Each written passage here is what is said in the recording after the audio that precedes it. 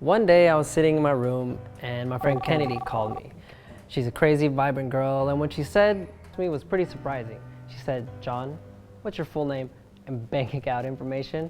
I said, why? And she said, "I saw your tweet earlier how you've been eating top ramen for breakfast, lunch, and dinner, and I want to give you $100. I said, "What? Why?" And she said, "Nobody deserves to eat like that every day. And honestly, we as humans need to stick together."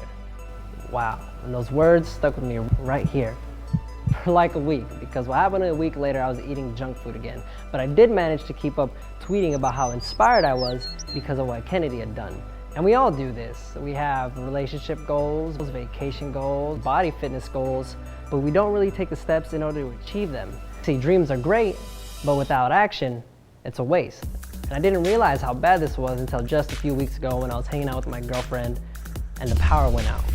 So I called PG&E to find out what happened, and they said, "Sir, you failed to make a payment." I said, "What do you mean?"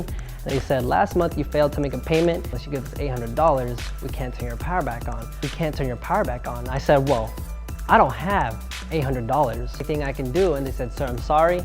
Unless you give us $800, we can't turn your power back on." And I hung up. And I saw my girlfriend, and she was crying.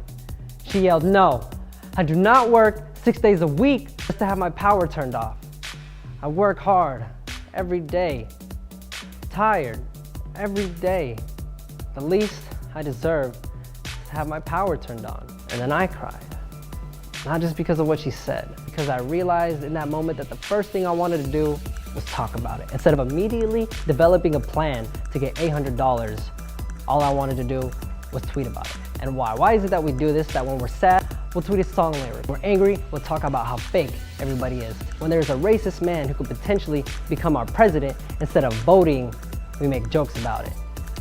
Now I understand that talking isn't all that bad. What's bad is when we talk more than we actually do the walk.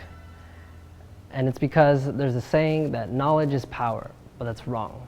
Knowledge is not power. Knowledge is a weapon. And action, power. Action is what makes a difference. Action is what creates change. And with lack of action, not only harms you, not only harms me, but those that we deeply, deeply care about.